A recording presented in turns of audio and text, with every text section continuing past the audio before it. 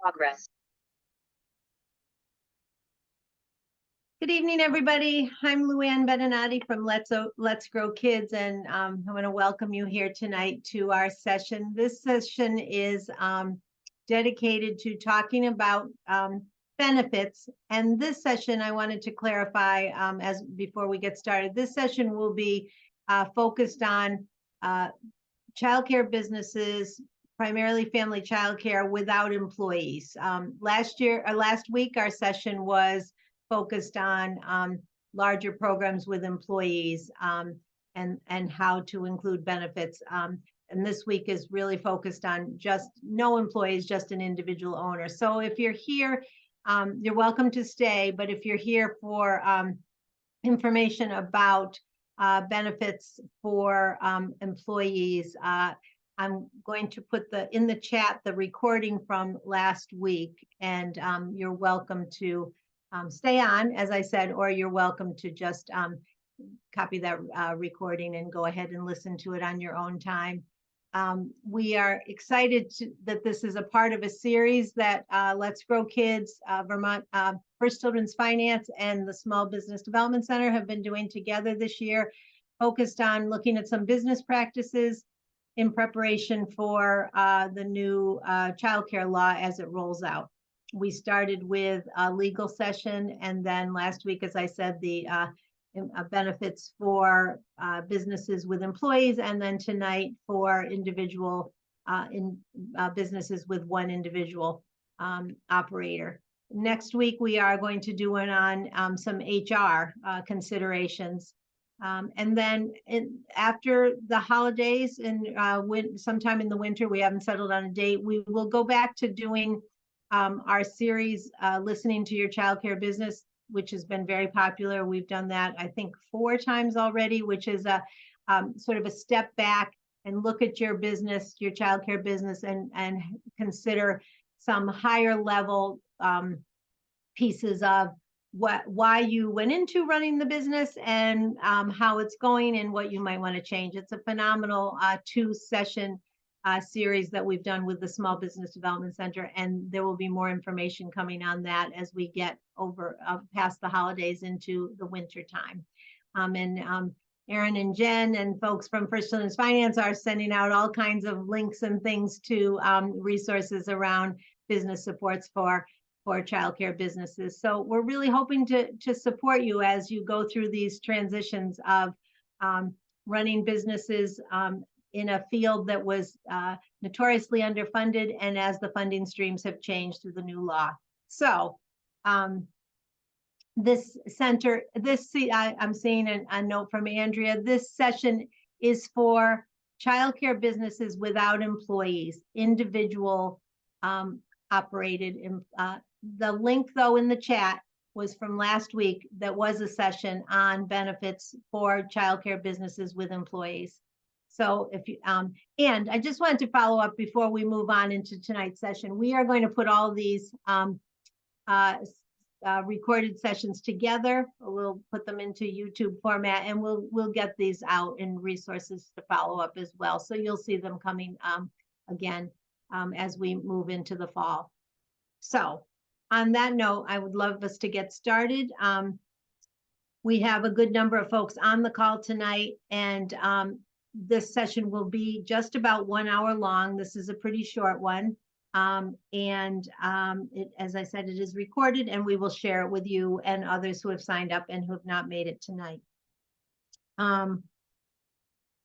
Please remain muted because there is a good number, and please put your questions in the chat. We will have time for Jessie to answer some questions as the evening goes on. This has been approved for 1 hour of Northern Lights hourly credit. You must stay on for the full hour. So unless you are on now until 7 o'clock, that it won't work to get credit. But if you are and you would like credit, please put your BFIS number in the chat, and we'll make sure that you get Northern Lights credit. And on that note, I would like to introduce Jessie Jacobs from the Richards Group, who's going to talk us through some benefits to consider in running your childcare business. So Jess, I'll hand it over to you. Thank you, Luann, and thank you everybody for having me.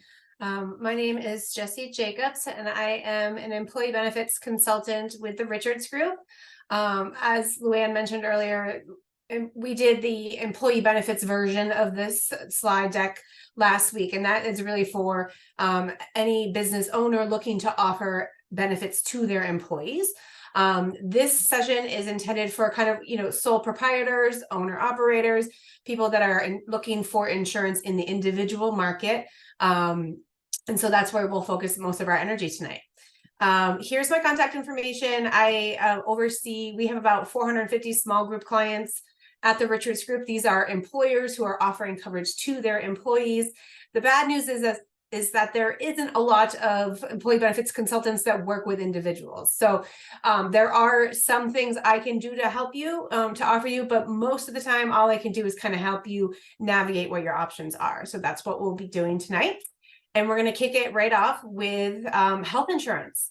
So this is all kind of for a January open enrollment. So unless you're having a qualifying event, like you're getting married or divorced, you're having a baby, those are all qualified life events or special enrollment periods, which entitle you to special enrollment periods where you can get in on the health coverage through Vermont Health Connect. Outside of a qualifying event, open enrollment begins November 1st of every year for effective dates beginning January 1st of 2024. So this is your opportunity to elect a plan. If you're eligible for a qualified health plan, to change plans. If you didn't like the plan, you can, get a richer plan or a leaner plan, to enroll or drop dependents that you may have. And the best way to figure out how to do this is to use their plan comparison tool. I forgot to mention this when I first started, but I worked at Blue Cross for 14 years. Then I went to Vermont Health Connect. I did qualifying health plans and Medicaid there. And then now I ended up at the Richards Group. So I do have some experience with the Medicaid process. And that's why I can say, I don't think that the name, the plan comparison tool, is a very helpful name. This is essentially the start of the application process. And the application process is automatically going to screen you for Medicaid and qualified health plans based on the information that you input into it. So if your income is low enough at 133% or lower of the federal poverty level, it'll automatically put you into a Medicaid plan. And then as we'll see on the next slide, as your income goes up, you may qualify for subsidies for a qualified health plan that you would get through either Blue Cross and Blue Shield or MVP. So it's one application. You can do it over the phone, you can do it online through the portal, or you can do it paper, but I would advise against paper. Jessica, have you started sharing your screen? Because we're not seeing it. You're not seeing it? Oh, sorry about that. I thought you were doing a great introduction. Oh, thank you. And I was ready for when you were. I think it just timed out. Here we go. Do you see it now? Yes, perfect. Okay. Thank you. All right. So this was the first slide. I'm so sorry about that. Let me get back. This is and so Luann is going to send out a copy of the slides as well as the 2024 Blue Cross and MVP plans and rates. So you'll have all that information plus any of the links and information included in these slides. So this is the open enrollment slide. Here's the link to the plan comparison tool. It's also a starting point if you've never applied. And as I mentioned, they're going to screen you for every program that you're eligible for based on what you report on the application. So this is the Medicaid table, and all of these screenshots I pulled from the Vermont Health Connect website. So if you're not familiar with it, you can go and find this. I know the next slide, the numbers are a little bit small because there's a lot on there. But if you are approved for Medicaid, your coverage will begin on the first of the month that you applied. So it's retroactive to the first of the month. If you applied in November, in the middle of November, your coverage would be effective November 1st, and you would have that coverage through October 31st of the following year. They are going to check the kind of automated data sources like the IRS and the state of Vermont Department of Taxes to validate your income kind of behind the scenes, and they'll do the best that they can. And if you still qualified based on the information that they have available and they have enough information on you available, then they will automatically renew you. Sometimes they'll send you a notice and say, we need more information. Can you please provide this? If you're eligible for Medicaid, you're on Medicaid, and then you're deemed no longer eligible, that is also a special enrollment period where you can go and pick a qualified health plan on the exchange. And so this table just, Medicaid looks at monthly income. So this table is your household size, and then whether you would qualify, what the monthly income would be to qualify for Medicaid for adults, if you were a pregnant woman or if you had children under 19. I'm sure most of you already know that Dr. Dinosaur is very, very generous. The income limits are high. And so a lot of children will qualify for Dr. Dinosaur. And I see no reason for them to go on to, private insurance. If they qualify, leave them right where they are. It's great, excellent coverage. And why pay for something that you don't necessarily need? Okay. So if your income is just outside of Medicaid eligibility, which is around 134% of the federal poverty level, up to 400% of the federal poverty level, you qualify for advanced premium tax credits. That's what the APT stands for. And this is essentially a subsidy that they're giving you in advance of your tax return to lower the cost of your health plan. And so this looks at annual income just because nothing can be simple. So here, this is your tax household size here, and then you would look towards the right to see where your income fell. Over here in 2025, you'll see that, or up until 2025, the federal government expanded the subsidies. So you can now earn more money than you have been able to in the past and still be eligible for a subsidy. So this is great news. I don't know what's going to happen after 2025. This was just part of the Inflation Reduction Act. If Vermont wanted to, they could extend it. That's what they did with some of the other kind of cuts that the Trump administration made. So that is to be seen, yet to be seen. But now, you can see a family of 4 can earn up to $376,000 in a calendar year. That's their adjusted gross income, and still qualify for something. Keeping in mind, the closer you are to that upper income limit, the less you're going to get in the form of a subsidy. The other thing to be kind of just aware of when you're getting subsidies on exchange is that you're kind of estimating, when you go out to apply for 2024 coverage, you're estimating what you think your 2024 income is going to be. And for some people, that might be tough to do. And so you want to make your best guess, because when you go to file your 2024 income taxes, you're going to get a statement from Vermont Health Connect that says how much they have applied to your premium in the form of advanced premium tax credit.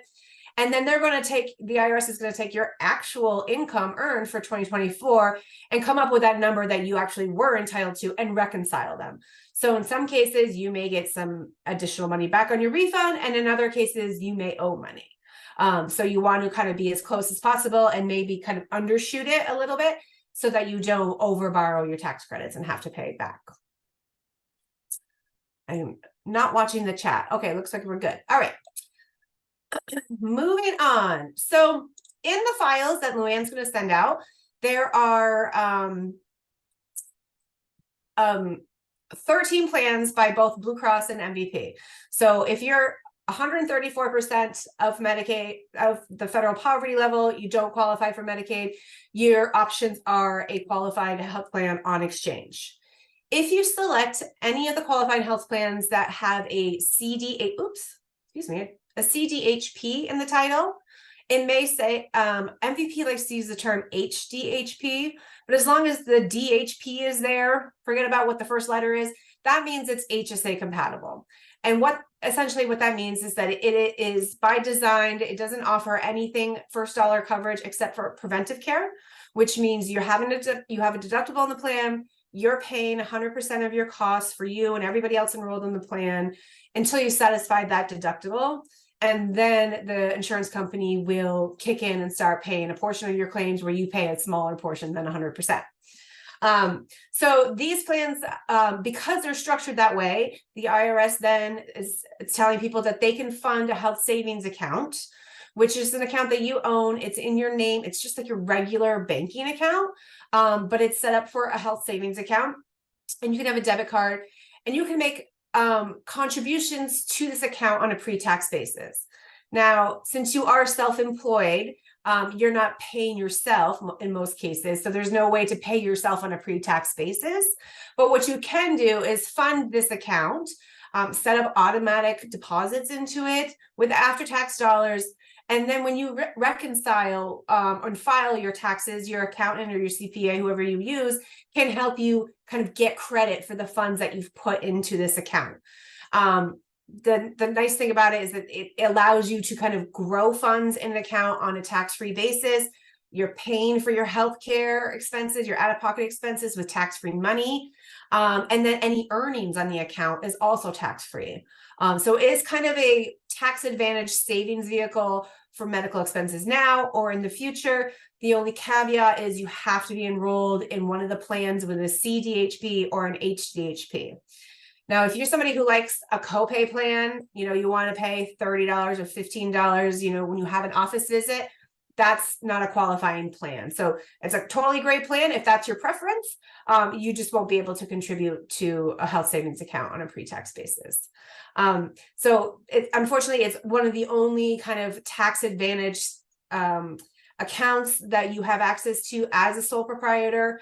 Some people choose to take advantage of it. Other people find it really hard to pay their premiums and then put aside money on a pre-tax basis to fund this bank account. But if you can make it happen, it may be of interest to you. So next we're going to hop into dental. So there are some dental options available to you. One of them is through Vermont Health Connect. I will tell you that Northeast Delta Dental has never offered it when the exchanges were all going into effect and the state of Vermont was asking Delta Dental to come up with a plan to offer.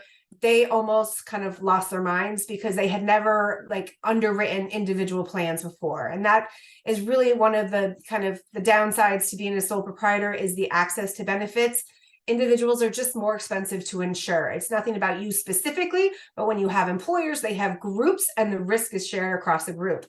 With individuals, they don't know. There's no way, and it's a shot in the dark. So this is the plan that they designed for Vermont Health Connect.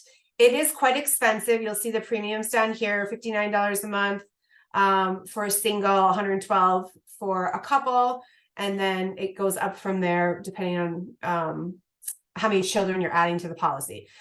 It's an option. I have a couple of other ones, but if you wanted to enroll in this plan, you would do that through your Vermont Health Connect application. So you can also go direct to Northeast Delta Dental. Now I will kind of caveat this with this is our agency link. So we would be compensated on any policies that you would sign up for through this link. But the pricing you'll get and the benefits you'll get are much better than what is on exchange because you're being kind of funneled through a licensed broker versus the public exchange. So if you're interested, you can kind of build your own plan design. If you don't want orthodontia or you definitely want orthodontia, those are the kinds of things that you can customize your plan with Delta Dental Direct. You can do, I believe you can do a narrow network and a broad network and try and play around with some of the details to get at the price point that you can afford. And then a third option is if you are setting up an LLC for your business, and I'm sorry for the mouse print on this, but if you have established your business LLC and you are also a member of any local Vermont Chamber of Commerce, then you have access to this dental plan through the Vermont Chamber. And this plan is great. We offer this to a lot of our small businesses because there are no participation requirements, which is the term that doesn't really apply to you because you're a company of one. But for small businesses, they have to have at least 2 employees enrolling in most cases in order to offer the coverage. This plan is flexible enough where a sole proprietor can enroll. The only contingency is that they are a member of a Chamber of Commerce.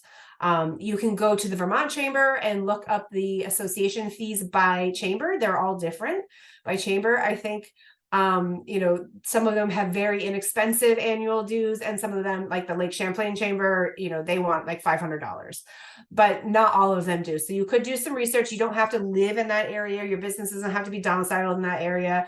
But that is the one requirement. You have to belong to the chamber to get that.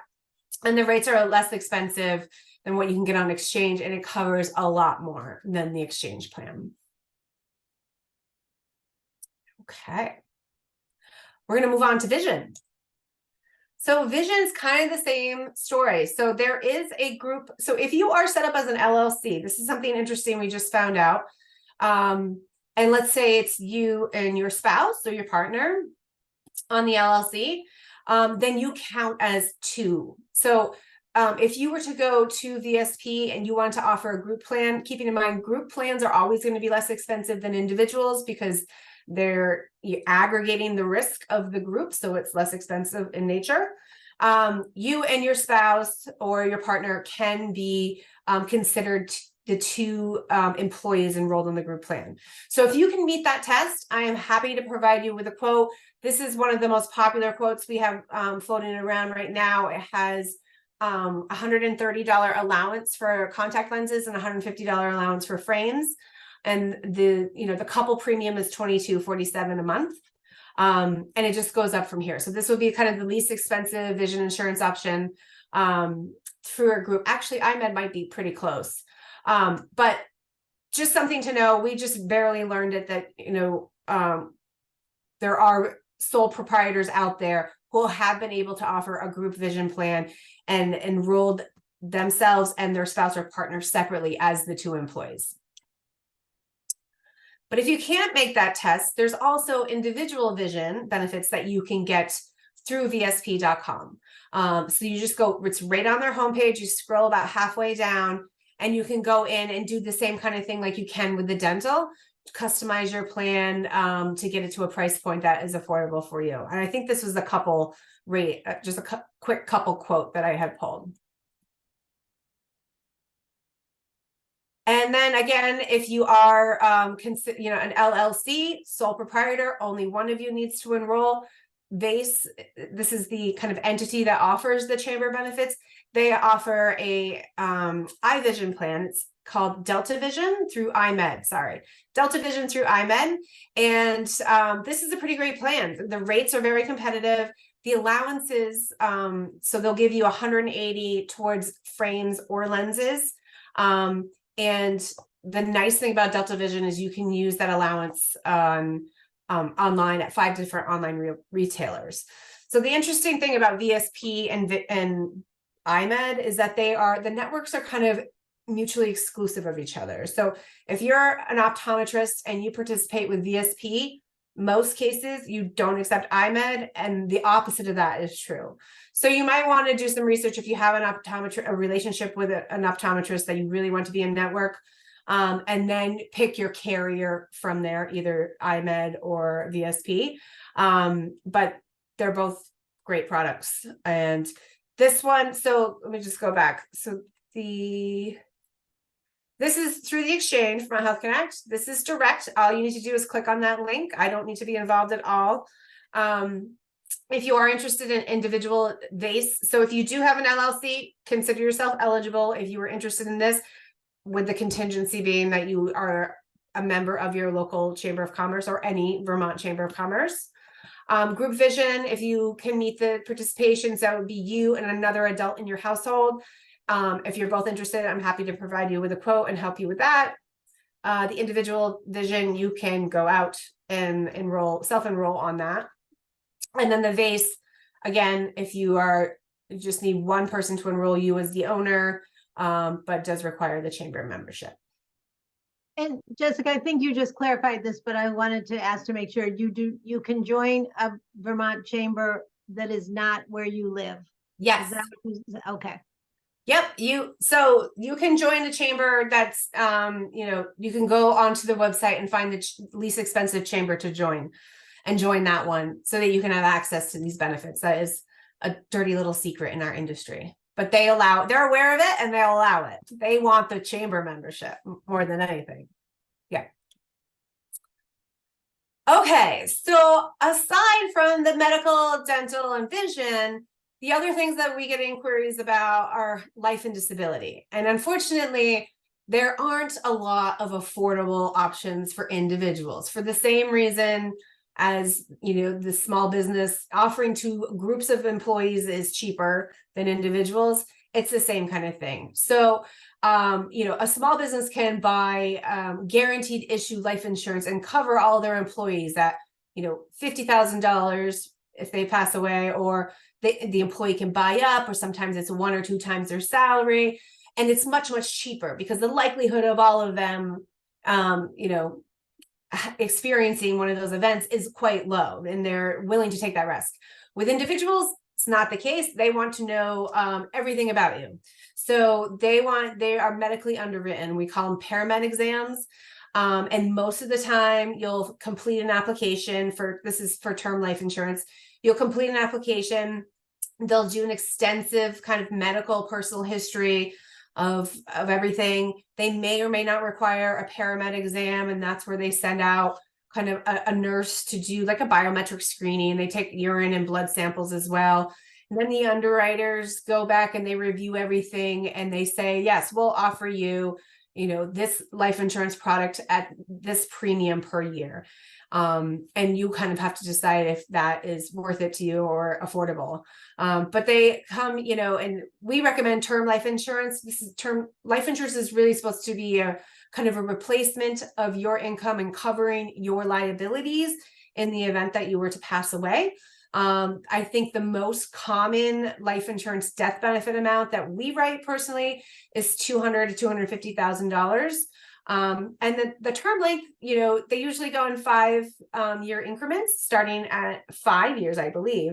And they go all the way up to 30, and sometimes even 35 if you're young enough. So we generally recommend to kind of think about if you wanted to do a smaller death benefit amount, or based on what your liabilities are at this point in time.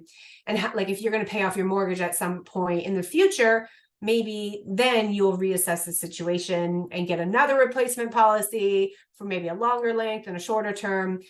There's all kinds of options there. We have a self-service tool. You can click on this link.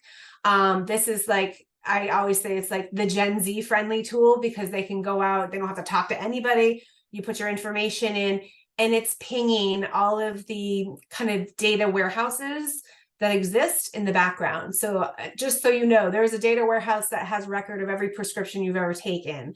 There's a data warehouse called the Medical Information Bureau that all of the life insurance companies have agreed to feed information to.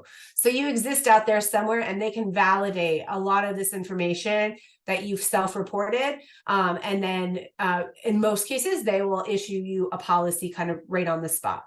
And you can pay monthly or quarterly or biannually or annually. And it's all done electronically. And most cases, you don't need the medical exam.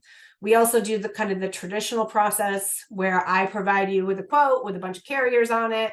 You pick the one that you want to move forward with, and then we kind of get you set up for the application.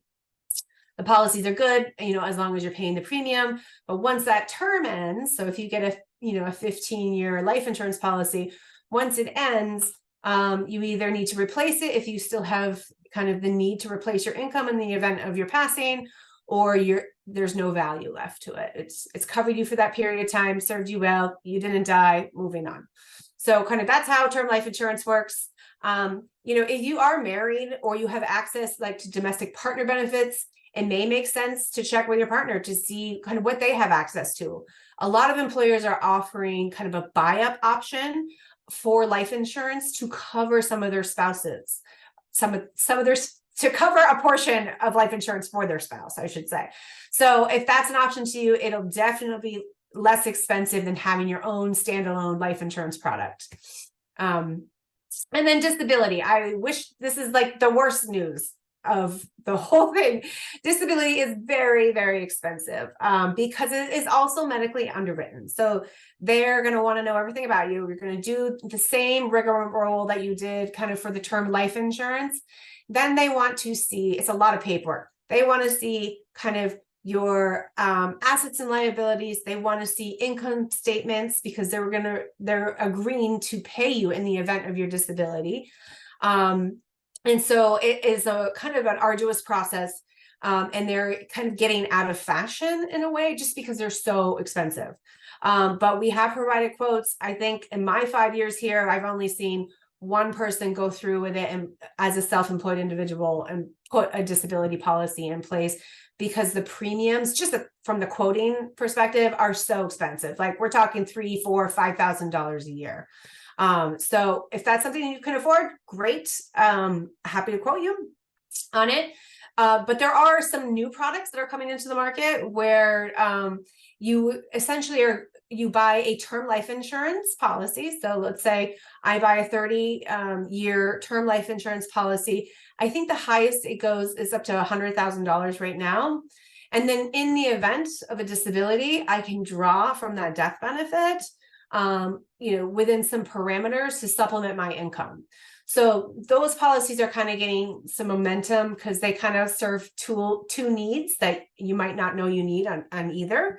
But again, they are medically underwritten. So if your health is not great, if there's anything, in your past, if your BMI is not favorable per their standards, that is all going to kind of affect how much you pay. And then the last slide I have is on retirement accounts. So IRAs, it stands for individual retirement account. They're basically two, again, I'm really sorry that the slides are so small here, but these are kind of the only options that you have outside from just a regular savings account or a CD through your local bank or a brokerage account, investing kind of directly with stocks. These IRAs can be set up at any point. I've just listed a few vendors here that, we work with our clients. You can go online and open one anytime. You just wanted to kind of pay attention to the fees because sometimes they'll charge you a lot of fees for doing that. And then you basically kind of set up a savings schedule where the traditional IRA is money that you're putting in on a pre-tax basis, where the Roth is money that you're putting on a post-tax basis. And there's differences in how they work, but the limits are the same. So I believe it says, yes, you can contribute up to $6,500 in 2023. I don't think we have the 2024 numbers yet, but they go up incrementally. So maybe a couple $100 or $500 more. And then they always offer kind of a catch up of $1,000 if you're 50 or older, because these accounts haven't been around for very long and they're trying to give the older folks an opportunity to catch up and put this money away. And so your accountant can kind of help you. You can fund it all at once at the end of the year, or I think you can, and sometimes you can fund it for the current year in the next year's first quarter. So check with your accountant on how to best structure that and what works for you. But those are great kind of tools to use to put money aside for retirement needs. And that was my last slide. Jessica, there's one question back to the chamber about can I join on my own, or does my network have to join? And I think that's a reference to someone belonging to an early childhood network. But I think what you said was that individual childcare businesses can join the chamber, and it does not matter where they live, which chamber they join. Correct. Yes. So yes, the chamber, I forget what it is. I was going to call it St. Albans, but I don't think it's called that. Northwestern something. They're not going to say, no, you can't join our chamber because you don't live here or you don't work here. But I believe that they accept memberships from like LLCs or, S corps or, registered businesses, because they are kind of a commerce.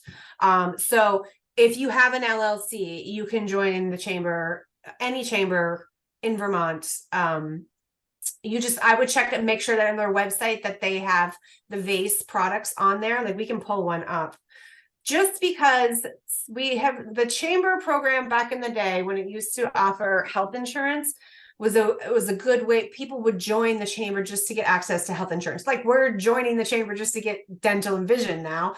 People were joining back then, and the chambers saw this, and they were like quasi chambers. They weren't actual legitimate chambers of commerce. They were people that just put a shingle out and said, I'm a local chamber, but they didn't play by all of the rules that the Vermont chamber had kind of outlined. If you want to be a real genuine chamber of commerce, you've got to pay dues, you have to be on this board, you have to participate in all these things.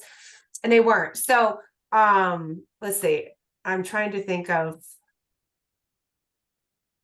We'll do the Central Vermont Chamber of Commerce. They all would have information on their websites about they call it VACE, and it stands for Vermont Association of Chamber Executives, the VACE dental and vision products. Okay. Meg has asked, I cannot join, I cannot join as a sole proprietor, question mark. And I think, Meg, what we're talking about is most chambers, I think maybe all, and I'll let Jessie answer, require a business to be an LLC. Mm-hmm. So if you are a sole proprietor and you have an LLC, then yes, you can join. Yeah. If you are just a sole proprietor and you haven't structured your business in that way, then no, you wouldn't be able to join. Is that correct? Right. So you can't just be kind of an individual not without a registered business name joining the chamber. That's correct. Because when you sign up, they're going to want to know what your business and industry is. So this is the Central Vermont Chamber of Commerce. And I haven't been here in a while, but there is like a portal. You can log in and get extra resources. They do a lot of webinars. Let's just see if we have the VACE on here. VACE insurance. So most of them, I think there's like 22 chambers. And they should have a link on there that'll take you to this page, which is the VACE insurance page. Well, it's taking forever to load. Something's wrong with their thing. There we go. So again, this is not necessarily the only way, but it is one of the ways to get a specific, and in some cases, lower price for some of these benefits. Exactly. I think you can also find the chamber directory here. So there's a list of chambers that are considered part of the program and you can just, here they are. There you go. And actually, I think you can just go to their website right from here. So here's the whole list of chambers that are part of the VACE Plus insurance program. As long as you're an LLC and you have a registered business name, you can join as to any of these chambers and then have access to their dental and vision products and a broker to help you. Great. Any other questions? You can raise your hand virtually or put them in the chat. This is a lot of information, but you'll get the slides and you'll get the recording. So hopefully you'll be able to review the information.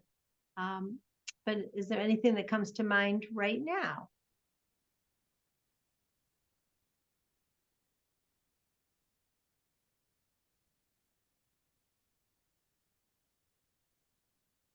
Here's one. I've heard there's a solo 401k retirement product. Do you know anything about that?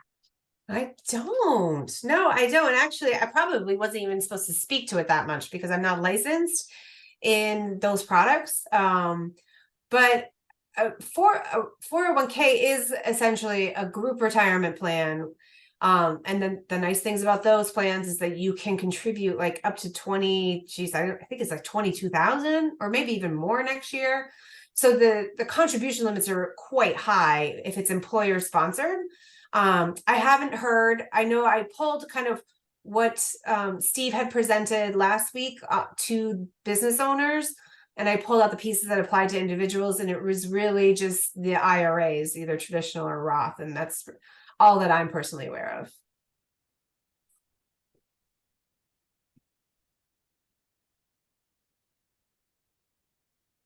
Anything else?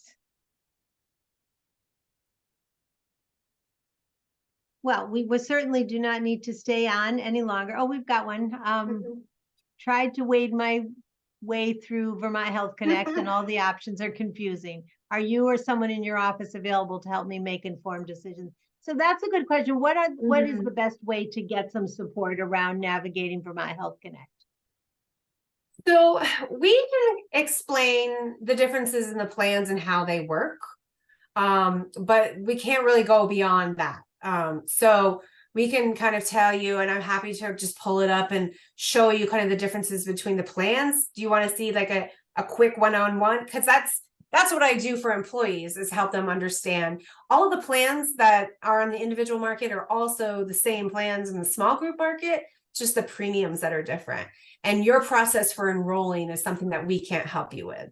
But I can provide kind of some guidance. So why don't I just pull up, since we do have some time, I sent over the, you'll see these, Luann's going to send them out. This is, this chart is something. It makes me laugh. Okay. Have you, oh, did that work? Okay, Here we go. Have any of you seen this before? It's the busiest slide ever. And so what we have done for our clients is put it into a different format that compares them both. I'm going to bring it up, but these are the numbers that apply to the individual market. So for the platinum plan, this is the most expensive. A premium for an individual with no subsidies is $1,276 a month. So what I've done, I'm just going to pull up something else that I think you'll find a lot easier to look at. This is our tool. So what we've done is we've taken all of the plans by metal level, by Blue Cross and MVP, and don't pay attention to these premiums because they only apply to businesses, not individuals, but the plans are all identical. So the plans have been kind of categorized in metal levels, and you've probably heard the platinum, gold, bronze, and silver. So the difference between those is really how much you pay in premium versus how much you pay when you use your benefits. So the platinum is the most expensive plan because it has the least out of pocket. It means it's got the lowest deductibles. It's got the lowest max out of pocket. It's got the lowest copays and co-insurance.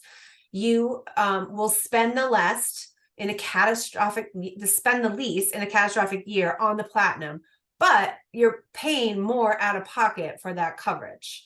And then the flip side of that are the bronze plans. So the bronze plans, these are the cheapest plans, but if you look at the out of pocket max for some of these plans, the first number here is if you're enrolled as an individual. So potentially in a bad year, you could spend $94.50 towards the cost of your medical care before Blue Cross or MVP starts paying the rest of your healthcare.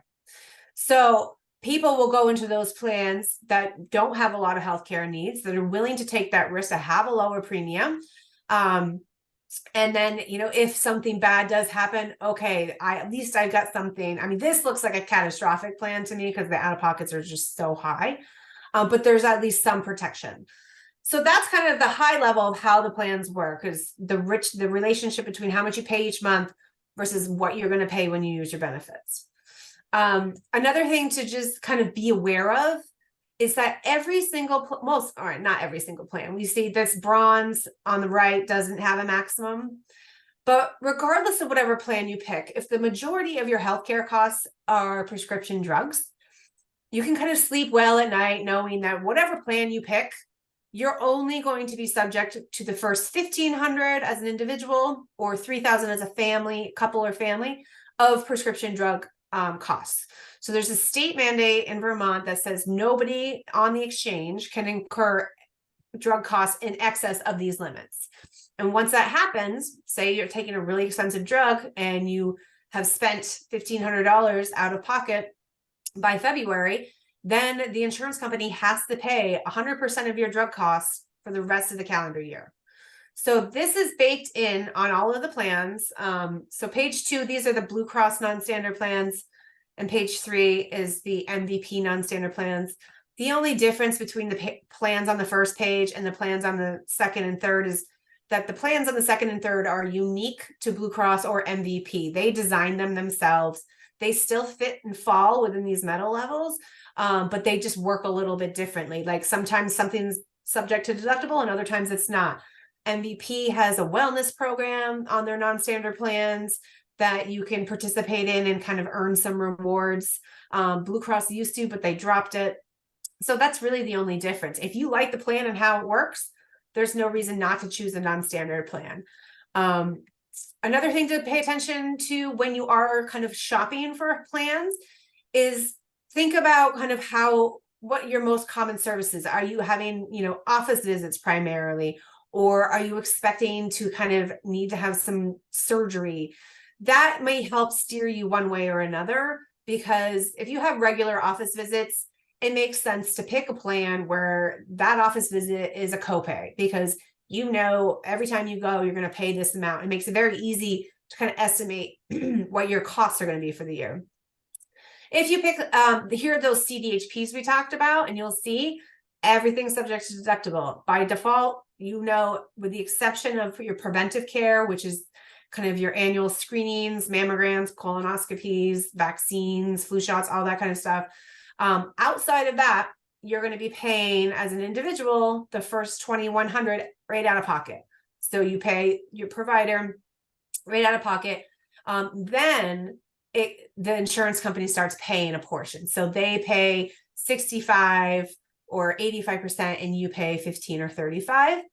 All of that is being accumulated. So everything that you spend towards the cost of your care, whether it's copays, deductible, co-insurance, anything that you've paid out of pocket and used your insurance for, is being added up and aggregated. And once it hits this out-of-pocket maximum, then the insurance company has to pay 100% of your claims for the rest of the year. So this is kind of the worst case scenario line here.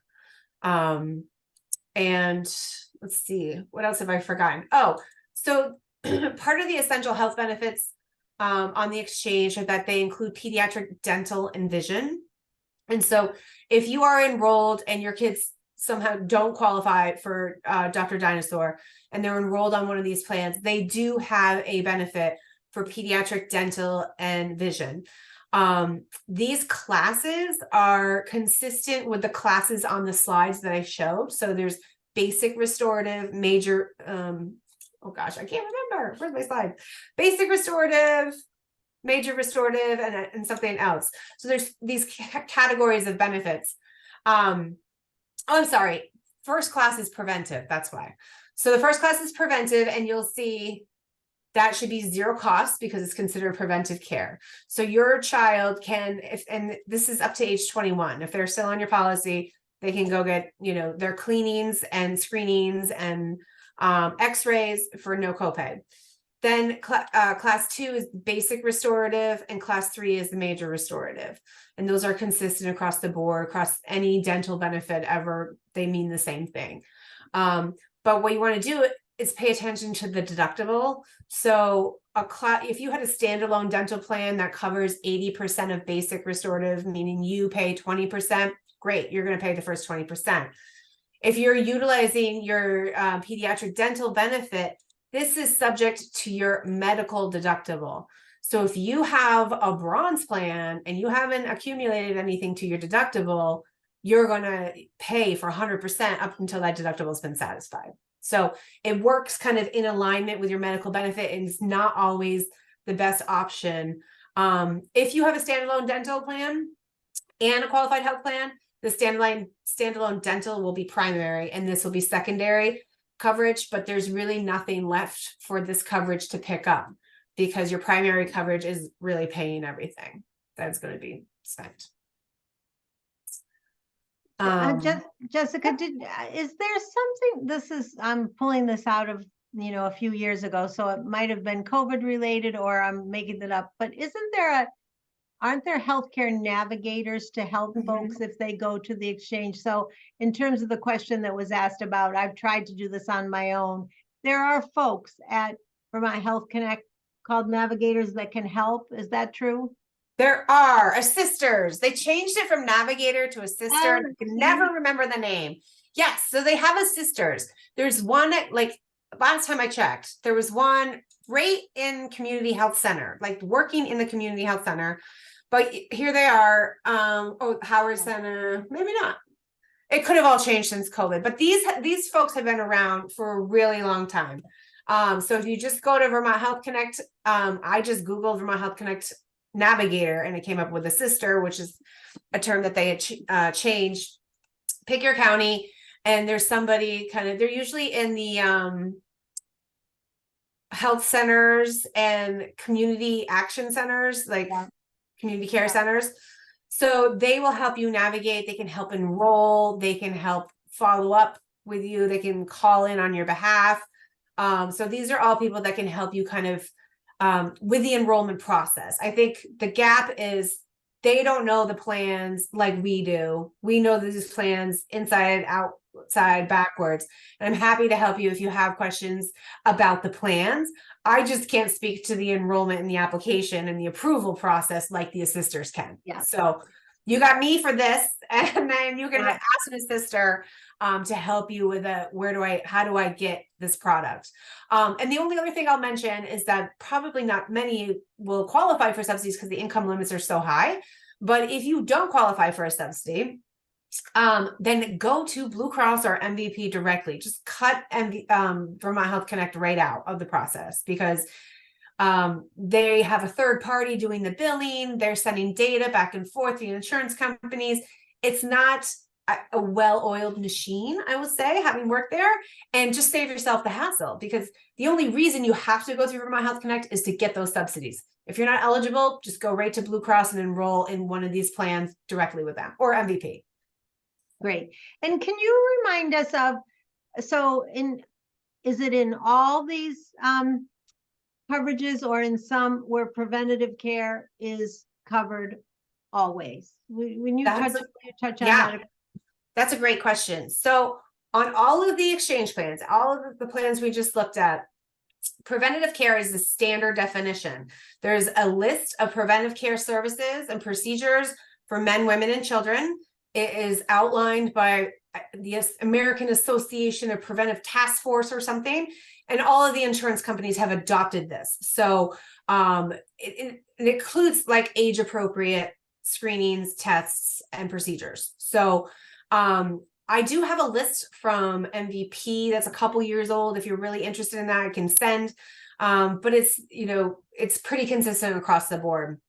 And that is covered on all plans, regardless of what plan you pick, even if it has the highest deductible and out-of-pocket possible. Your preventive care will always be offered at no cost. The other things that are covered, like if it's this service or that service, whatever is covered on the platinum plan is also covered on the gold, silver, and bronze. It's just how much you're going to pay for it that varies from plan to plan. So all plans include the standard coverage, and the only thing really changing between the plans is how much you pay.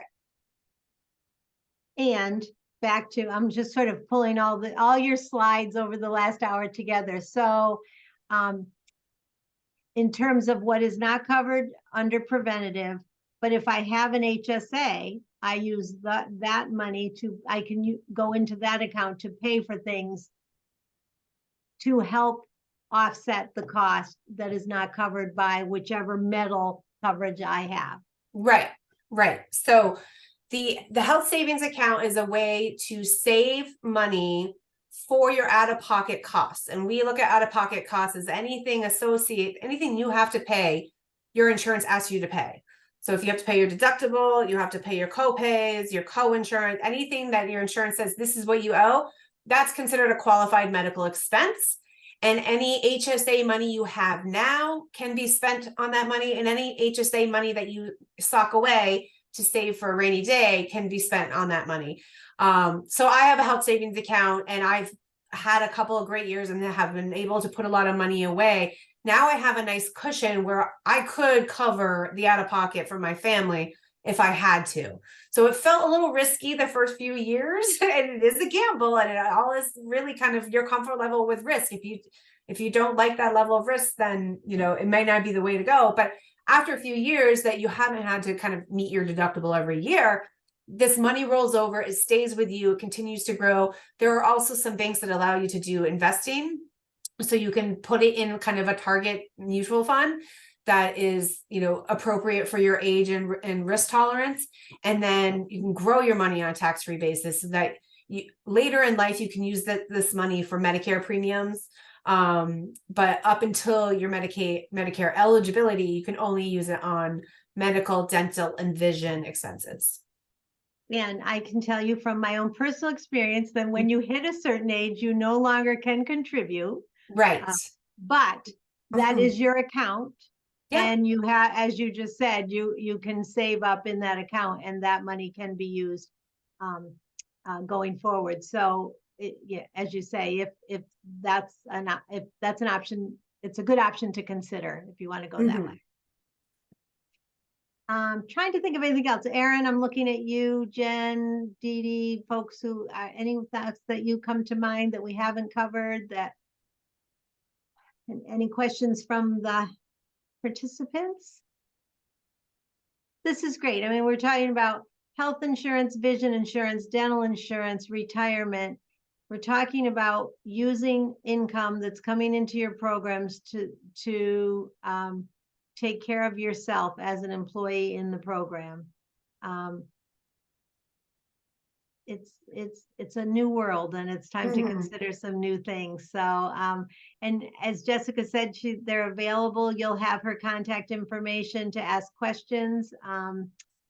Reach out to Erin and Jen and Deb. I don't know if anyone else from your organization's on, but the First Children's Finance folks are here and they're available and happy to help. And trying to think if there's anything else before we end and go have our evenings and our suppers. Yeah. Hey, Luann, I just wanted to say first, thank you for pulling this all together. I think that this and the last one have just been an amazing amount of information. And thank you, Jessica and the Richards group. It's just so generous of you to make time in your evening and like go through all of this information. I can't speak for everyone here, but I just feel like it has been so helpful and so thorough, and reassuring. So thank you. Well, Yes. thank you. Before the pandemic, I used to do this to crowds of employees, and they would get this glazed over look because it's so much information and I talk fast on top of that. So I totally get it. It's I can't really see your glazed over looks that much, but if you want to reach out to me privately, you have my email. I'm happy to walk through, help you kind of pick a plan that best suits you. And then, reach out to the assisters if you need help kind of enrolling in the Vermont Health Connect. And the recordings, Jennifer just asked in chat, the recordings will be sent, the recording for this evening will be sent along with a copy of the slides and some other attachments that Jessica shared will be sent tomorrow to everybody who registered for tonight's session. So you'll get it emailed to you. And then also going forward, we're in the process of pulling all of these sessions together, and we'll get them out through other Let's Grow Kids processes a little bit later on, but you will all receive this recording tomorrow. So again, thank you, Jessica. This was great. So much information. Thank you all for taking this hour tonight to spend on this, and be in touch if you have questions, and have a good evening, everybody. Good night. Bye.